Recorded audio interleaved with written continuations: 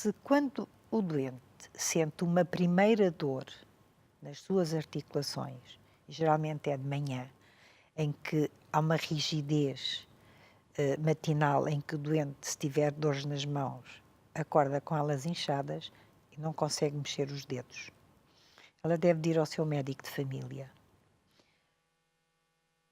Se esta dor persistir por mais de 6 semanas, em que a articulação está inchada, rosada, deve consultar um reumatologista, que é o especialista que trata esta doença. Aqui temos um outro problema, que é sensibilizar os médicos de família para referenciar de imediato esse doente. Porque se esse doente não for de imediatamente referenciado, o que é que vai acontecer? Vai tomar anti-inflamatórios que lhe vão abrandar a dor, mas lhe vai esconder a doença. A doença vai progredindo internamente. Pois. E ele vai ficando pior e vai tomando anti-inflamatórios só para abrandar a dor. Quando, se o doente for de imediato ao especialista que trata a doença, começa cedo, portanto, há um diagnóstico precoce, o doente começa a ser tratado cedo e, por vezes, não chega a ter deformações nas suas articulações, nos pés ou nas mãos, se ele for tratado muito precocemente. A não ser que seja uma artrite muito agressiva, que mesmo com grandes tratamentos, às vezes não evita a deformação. Mas isso já é um caso mais Mais raro. porque normalmente quando o doente é tratado logo muito precocemente, não chega realmente a ter estas deformações. Mas a doença é uma doença crónica? É uma doença crónica, é uma doença autoimune, que não tem cura, mas tem tratamento. Embora nós tenhamos esperanças, e eu sou uma pessoa muito positiva e tenho sempre esperança na ciência, porque eu acho que a ciência cada vez avança mais. Todos os dias se descobre coisas para poder tratar esta ou aquela doença. E eu tenho muita fé em que um dia se venha a descobrir a causa da doença, que neste momento ainda não se sabe. Pois. E como isso é uma porta aberta para se encontrar a cura. Exatamente. Sendo que hoje em dia, com os novos tratamentos, as novas terapêuticas inovadoras, já temos muitos doentes a entrar em remissão da doença. Quer dizer que ela está lá, mas Pois. adormeceu. Pronto. Está sossegada, não A incomoda. pessoa pode viver com isso. E a pessoa tem uma qualidade de vida ótima. Aliás, todos os doentes que têm um diagnóstico precoce e que começam a tratar cedo têm sempre boa qualidade de vida. Eu posso lhe dar o exemplo, por exemplo, da minha mãe. Eu não tenho artrite, eu não sou doente, graças a Deus. A minha mãe, sim, a minha mãe tinha artrite e, infelizmente, só ao fim de 30 anos é que ela chegou ao reumatologista. Minha mãe, quando chegou ao reumatologista, já estava na cama, cadeira, cadeira, cama. Isto é um encargo demasiado pesado para quem cuida, portanto, para o cuidador. Neste caso, eu era a cuidadora.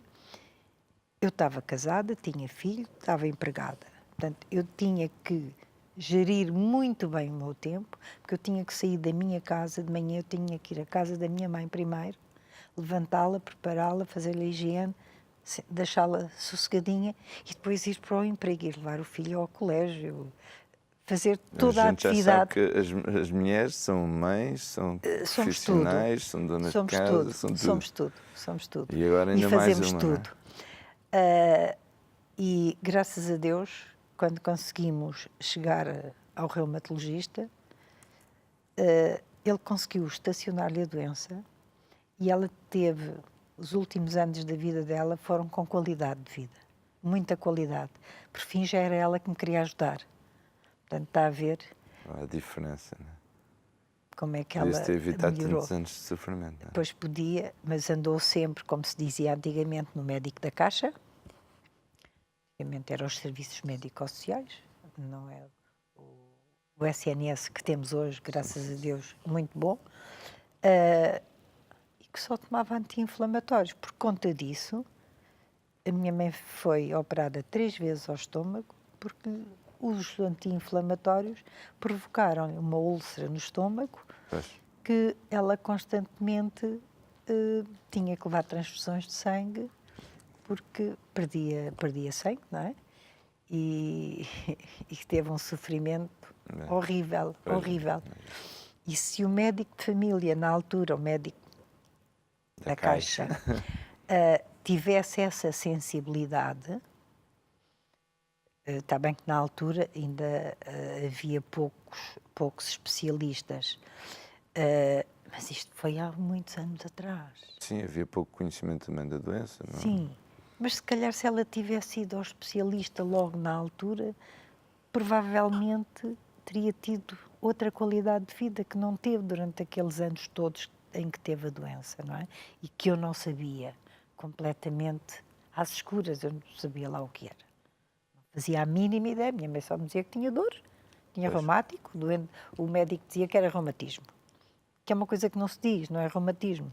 Pois, São doenças reumáticas. Mas lá está, mas mesmo assim, se ele dizia que é reumatismo, mandava para o reumatologista. Mas não mandava. Nunca mandou. Nunca. Mais valia não dizer nada. Nunca mandou. Infelizmente, a minha mãe já partiu, faz este mês 20 anos. E é realmente a memória dela que eu estou ali, que eu estou na associação. E espero continuar, até poder. Vou continuar a estar. E a Cisete, em Portugal existem muitos casos deste? Sim, em Portugal estima-se que existam entre 0,5% a 0,7% de doentes. Provavelmente nem todos diagnosticados, muitos deles já. Hoje em dia já temos praticamente reumatologia em todo o país, faltando apenas em poucos polos no interior.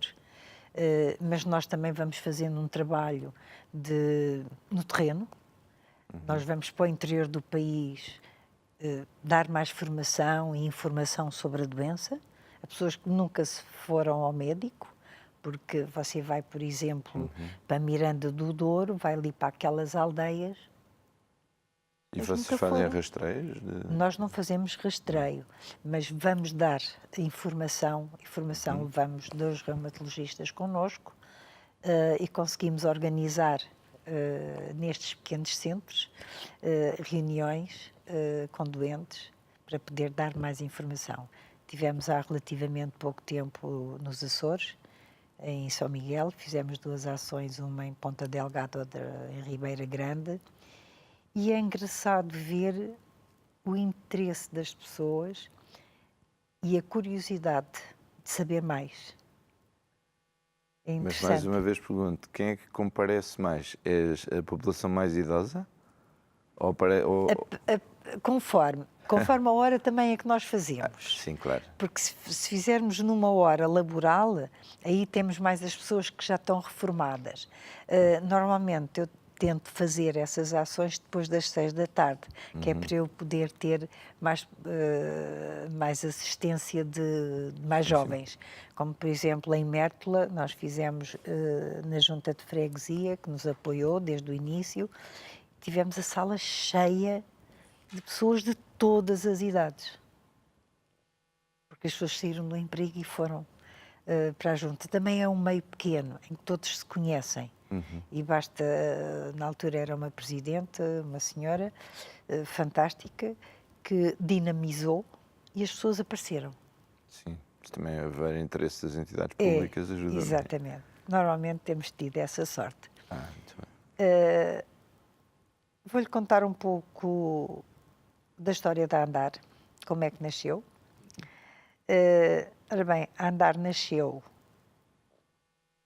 porque, na altura, em 1995, havia uma falha enorme não havia nada onde os doentes de artrite reumatoide pudessem recorrer para ter alguma ajuda. Portanto, havia uma lacuna enorme e o médico, o Dr. António Vilar, que é o sócio número 1, é o fundador, percebeu da existência dessa lacuna e decidiu, juntamente com outros médicos, fundar esta associação. E desde aí, desde o dia 5 de abril de 1995, que é a data da nossa fundação, que a Andar funciona, conseguimos um dia nacional, que é o dia da nossa fundação, portanto o dia 5 de abril é o Dia Nacional dos Doentes com Artrite Reumatoide, que nós comemoramos todos os anos com a realização de umas jornadas médicas, em que conseguimos juntar os decisores políticos, os médicos e os doentes. Grande conquista essa. Sim, tem sido desde o início. Vamos fazer agora, no próximo ano, as 19ª jornadas.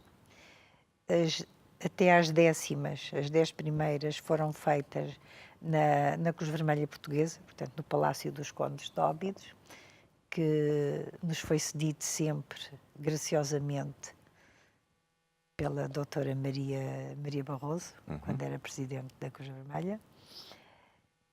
Começámos com 60, 70, 100 pessoas. Depois começou a crescer tanto, que a Cruz Vermelha já era pequena para nos receber. Então mudámos agora para um hotel em Lisboa, onde fazemos já desde as 11ª, que fazemos no Hotel Altis em Lisboa, e passa publicidade. Então, as pessoas mas têm é que um saber onde é sítio que é, onde né? nós fazemos. Claro. E temos a sala já com 200 e tal pessoas. Cheia, sempre. Os nossos associados vêm de toda a parte do país para assistir. A Andar oferece a estadia no hotel àqueles que vêm de bastante longe, que vêm do norte. Temos os médicos que vêm de todos os lados. Temos os decisores políticos. O secretário de Estado da Saúde está sempre presente. Já uma vez teve um ministro.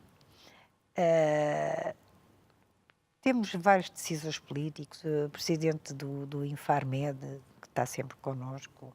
O bastonário da Ordem dos Médicos. O presidente da ANF, o presidente da Apifarma. Todos estes decisores, em conjunto, eles estão sempre presentes nas nossas jornadas. A indústria farmacêutica, que nos tem apoiado imenso, também estão presentes, e a grande maioria realmente são os nossos doentes e os mais interessados. É um dia em que eles... os cuidadores. Exatamente. São eles, é para eles que é feita estas jornadas. É nesse dia que eles ficam a saber mais alguma coisa sobre a sua doença e sobre as novidades que mudou podem de um ano vir. para o outro. Exatamente. É um dia de convívio, porque é muito importante o convívio uns com os outros, a troca de experiências uns com os outros. Daí nós fazermos uma reunião mensal com doentes na nossa sede, sempre acompanhados por um técnico de saúde.